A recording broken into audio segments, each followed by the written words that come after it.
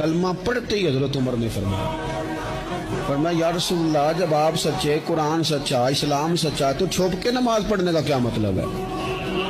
فرمایا ابھی تعداد ہی کوئی نہیں، 40 تو مسلمان ہیں۔ عرض کی حضور مہربانی کریں نا، آپ صرف اجازت دیں۔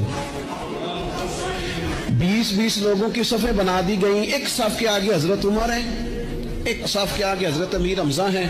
جناب عمر کہنے لگے چونکہ آپ اللہ کے رسول ہیں تو لہذا نماز بھی آج اللہ کے گھر میں پڑھی جائے گی۔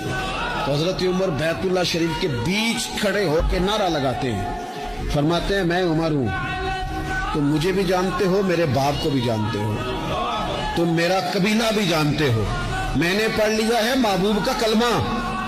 اب جس نے بچے یتیم کرانے ہو اور اپنی بیوی بیوہ کرانی ہو وہ آئے اور مجھے روکے۔